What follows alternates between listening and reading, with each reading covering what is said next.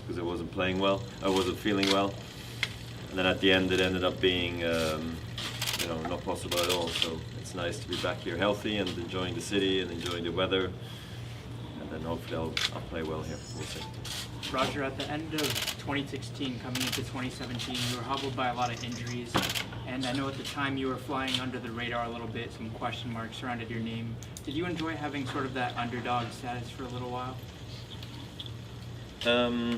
Well, yeah, I mean, look, it really didn't matter what the status was. For me, it was most important to be healthy again and be able to walk around without crutches and run around without having a swollen knee. So you don't then care really that much about if you're the favorite or not.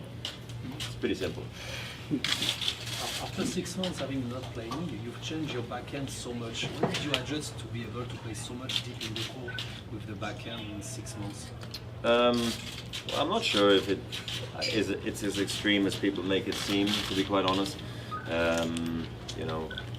I know I'm playing it well right now, and maybe it's also the surface and the freshness and the confidence that I'm able to bring to the table now. But just going through 6 straight weeks of being able to play tennis in practice is something that maybe I've never had before to this extent. I used to usually, sometimes take 2 months, but a month of that would be fitness and another month would be tennis. So I would never play so much, but because I had sort of 3.5 to 4 months of fitness before, I had basically two months of tennis, and it shows, and I guess it shows to other fellow players that actually taking time to work on your game does pay off in the long term. So all your fellow players are happy that you are back. They're happy even to lose against you when we talk with them.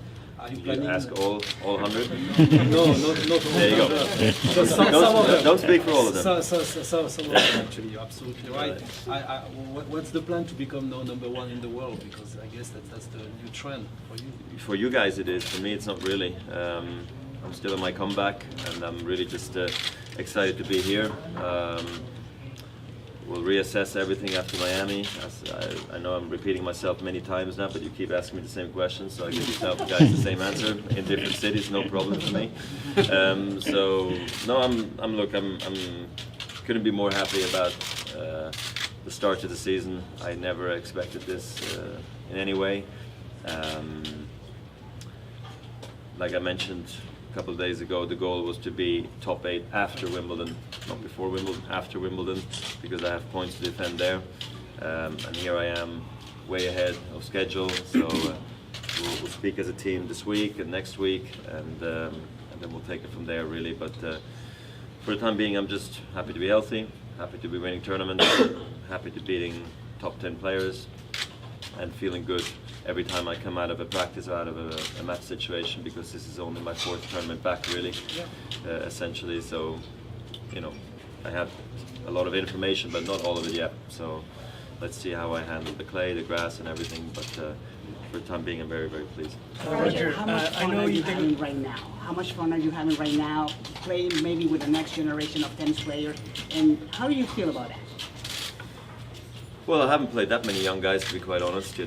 They're floating in the draw, and I hope I can play them more and more often. But it's been mostly the guys I know: Berdych, Nadal twice, Wawrinka twice. All those guys that I know played many times and practiced a lot together.